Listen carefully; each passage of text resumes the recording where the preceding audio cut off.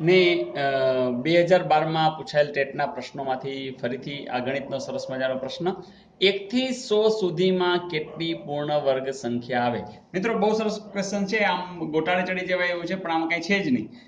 Actually 100 જે છે ને એ ખબર છે કે 10 નો વર્ગ છે, એનો અર્થ કે 9 નો વર્ગ, 8 નો વર્ગ, એ જ બધી હોય એટલે કે 10 સુધીની હોય, એટલે કે એનો જવાબ સીધું જ આવી જાય. કોણ આવે? 10 આવે. પણ પ્રશ્નને બરાબર સમજવા માટે અને અન્ય જગ્યાએ પણ આપણે ઉપયોગી થાય એટલે તમારે 1 નો વર્ગ, 2 નો વર્ગ એમ 20 ના વર્ગ સુધી આવડવું જોઈએ, અને એટલીસ્ટ 1 નો ઘન, 2 નો ઘન એમ 10 ના ઘન સુધી તો આવડવું જ જોઈએ. મિત્રો અહીં તમને જો આ ખરેખર અહીં સુધી 20 નો વર્ગ યાદ હોય અને એ જ રીતે 10 નો ઘન યાદ હોય તો અમુક તો પ્રશ્ન સીધા તમને આવડી જ જાય. અમસ્તુ જોઈ લઈએ. 1 નો વર્ગ 1, 2 નો વર્ગ 4, 3 નો વર્ગ 9, 4 નો વર્ગ 16, 5 નો વર્ગ 25, 6 નો વર્ગ 36, 7 નો વર્ગ 49, 8 નો વર્ગ 64, 9 નો વર્ગ 81, 10 નો વર્ગ 100, 11 નો વર્ગ 121, 12 નો વર્ગ 144, 13 નો વર્ગ 169, 14 નો વર્ગ 196, 15 નો વર્ગ 225, 16 નો વર્ગ 256, 17 નો વર્ગ 289, 18 નો વર્ગ 324, 19 નો વર્ગ 361 અને 20 નો વર્ગ 20 ગુણ્યા 20 એટલે કે 400. એ જ રીતે 1 નો ઘન 1, 2 નો ઘન 8, 3 નો ઘન 27, 4 નો ઘન 64, 5 નો ઘન 125, 6 નો ઘન 216, 7 નો ઘન 343, 8 નો ઘન 512, 9 નો ઘન 729 અને 10 નો ઘન 1000. મિત્રો હવે જો આમાંથી તમને એક પ્રશ્ન પૂછવામાં આવે છે કે 250 સુધીમાં કેટલી પૂર્ણ વર્ગ સંખ્યા આવે? એટલે તમે તરત જ જોશો કે 250 ને, ચાલો ક્યાં ગયા 250?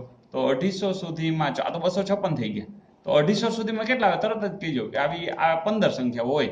સ્વાભાવિક હોય જ ને, જો આ બધી સંખ્યાઓ કેટલી છે, ટોટલ 15 જ થવાની, કારણ કે 15 નો વર્ગ 225 છે. ચાલો બીજો પ્રશ્ન, 250 સુધીમાં પૂર્ણ ઘન સંખ્યા કેટલી હોય? તરત જ જોશો કે 250 ક્યાં થઈ જાય છે? તો અહીંયા થઈ જાય છે. તો એને કે 250 ની અંદરમાં એટલે અહીંયા, તો ટોટલ કેટલી સંખ્યા હશે? 6. તો આવા કોઈ પણ પ્રશ્ન પૂછે તો તમે બે ધડક જવાબ આપી શકશો, તુરંત આપી શકશો. એટલે કે અહીંયા તો કે સિમ્પલ છે કે 1 થી 100 સુધીમાં કેટલી પૂર્ણ વર્ગ સંખ્યા? તો આ 100 છે જ, તો ખબર જ છે કે આ જે છે ને આ જ બધી, તો એ 10 જ હોય ને, સ્વાભાવિક છે. તો એ જવાબ આવશે 10. Is it okay?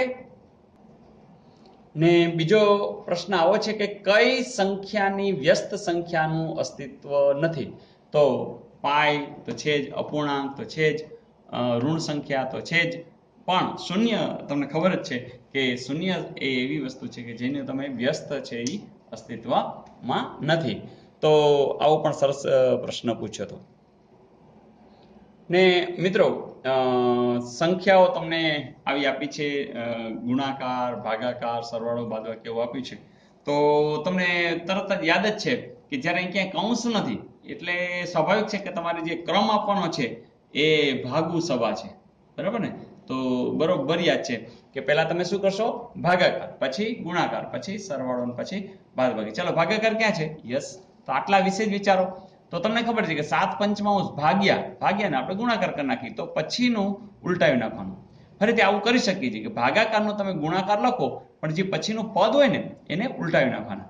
જોજો છેદ ઉડે છે, આ 7 7 ઉડી ગયા, 5 2, એટલે કે અહીંયા જવાબ આટલાનો જવાબ આવ્યો છે 2. ચાલો હવે ગુણાકાર કરીએ એટલે અહીંથી અહીં સુધીનો, એટલે શું થશે? 4/7 ગુણ્યા આનો જવાબ તો મળે જ છે, કેટલો છે? 2. જોજો એટલે શું આવ્યું? 4 દુને 8/7. અહીંયા કેટલા હતા? 3/7. અને હજી કોણ છે? -8/7. જોજો હવે તો બધે 7 જ છે, તો 7 લસા આવશે જ, તો ઉપર કોણ છે? 3 વત્તા 4 દુ 8 ઓછા 8. જોજો વત્તા 8 અને ઓછા 8 તો વયા ગયા, જવાબ આવ્યો 3/7. આવું કંઈ છે? હા, જરૂર છે. તો આટલું સિમ્પલ છે, પણ તમારે યાદ રાખવાનું છે ભાગાકાર પછી જ ગુણાકાર, પછી સરવાળો બાદબાકી. સરવાળો કરો તો ચાલે, બાદબાકી કરો તો ચાલે, એમાં કંઈ ખાસ ફેર પડશે નહીં. પણ ભાગાકાર અને ગુણાકારમાં સૌથી પહેલા તમારે ભાગાકાર કરવાનો છે. પણ યાદ રાખજો મિત્રો કે ક્યારે? જ્યારે તમને કંઈ કૌંસ ન આપ્યા હોય ત્યારે. દાખલા તરીકે તમને અહીંયા આમ આપી દીધું છે, તો તમારે આને પહેલા કરવું પડે, કારણ કે અહીં કંઈ કૌંસ છે નહીં. તો કૌંસમાં પણ નિયમ છે, લીટીવાળો કૌંસ, નાનો કૌંસ, છગડીયો કૌંસ અને મોટો કૌંસ. તો આ ક્રમની અંદર તમારે છૂટા પાડવાના. ઓકે ફ્રેન્ડ્સ, તો એન્જોયડ. તો બસ આ દાખલાઓ વધુ ને વધુ ગણજો. આ ટેટના પૂછાયેલા છે, એવું ન માનતા કે ટેટમાં પૂછાયેલું છે એટલે ટેટની જ પરીક્ષામાં પૂછાય.